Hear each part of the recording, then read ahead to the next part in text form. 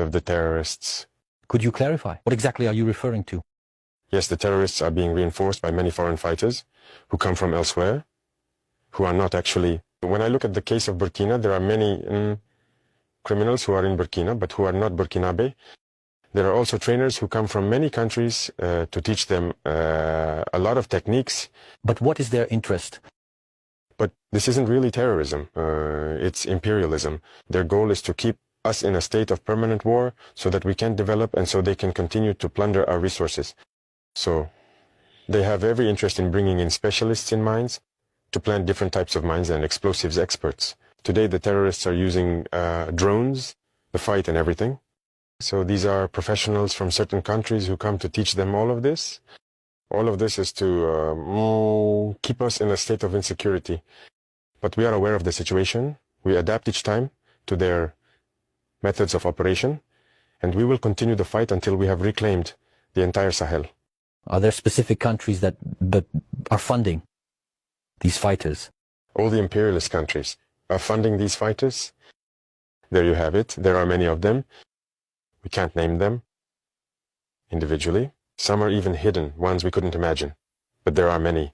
There are also those who aren't hiding and openly declare it. I'm talking about the recent scandal involving support for terrorism in Mali. What is your perspective on what actually happened in Mali? Yes, these unfortunate people have openly declared that they support the terrorists. We have also clearly noticed through a number of technologies that the terrorists have acquired that they come from them. It's unfortunate, it's very unfortunate, but still we do not pity ourselves. And we have taken stock of the situation. We will adapt to them, we will fight them, and they will not be able to win. That is what matters most to us. How is humanitarian cooperation between Burkina Faso and Russia progressing? It is going very well. I think there is a lot of exchange in many areas. For example, in the field of health, because we still have displaced people there. And when we talk about a camp for displaced people, it means that there are often complicated health situations. I think the health services are cooperating well to support the humanitarian action service so that we can move forward. As you saw in 2023, I believe Russia donated wheat to Burkina Faso. This was intended solely for displaced persons. But we made a promise to President Putin that we no longer wish to be supplied with wheat because we are going to produce our own wheat. And I am keeping that promise because we are going to start producing our own wheat in sufficient quantities to meet our needs, which means that cooperation in this area is leading us to develop ourselves, to boost many things, so that we can fill the gaps. In light of current geopolitical tensions, particularly the tariff war between the United States and China, how is Burkina Faso adapting its economic and diplomatic strategy? Well, this world is in constant flux. Often, the things we see are just madness.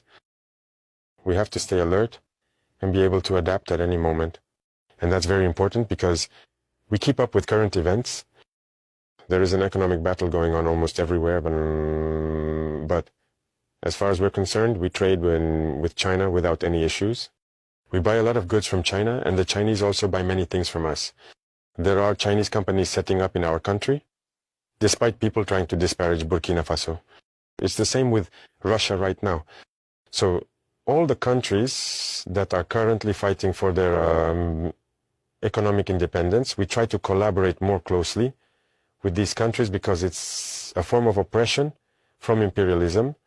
Those who are oppressed need to unite to stand up to this hegemony.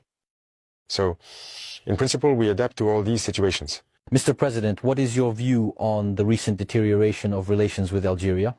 Well, you have followed the events, and I think everyone understands how this works. We regret the incident that happened at the border with Algeria, with the drone that they shot down. It must be said clearly, that's not friendly. It's not friendly because you don't just shoot down an aircraft like that. Everyone knows the protocol, and so there's no need to kid ourselves. If an aircraft crosses your border, even if it enters your country, you identify it. Radars allow you to identify it, and you know which country it belongs to. And that's what diplomatic relations are for. You contact the embassy, There are defense attaches. There are many mechanisms in place. You reach out to them, and they can confirm whether it's their aircraft or not, and whether it's on the territory. Because of, that's it. Maybe it needs help, or maybe it lost, in its bearings and all that. Because an aircraft can be in the air, it might have problems with the weather, and it has to hide behind the clouds. That happens very often in our countries. So an aircraft enters, we ask about it, and they say no. There are a lot of cloud covers, but in any case, there's some meteorological phenomenon that causes it to pass through. It might have a technical problem. It might ask for help so that we can guide it to land. So there are so many factors that can cause an aircraft to end up in a given airspace. We don't shoot down an aircraft automatically. That situation happened to us. We've often seen an American aircraft enter our territory doing reconnaissance and all that. We didn't shoot down the aircraft. We made sure to contact the American embassy, which took a few minutes. They confirmed to us that it was their device, and they cleared the space. So we don't shoot down an aircraft automatically. So shooting down the aircraft is a deliberate, unfriendly act, and it's regrettable. But if I understand correctly, you're not closing the door to dialogue, are you? No. Leaders need to understand that we have no choice but to unite in the face of this so-called terrorism. Because it's a rather complex phenomenon. I'm telling you, Burkina was just sitting and watching Mali back in 2012. What were we doing? The regime in power at the time was friendly with those people. Some of them even lived in Ouagadougou.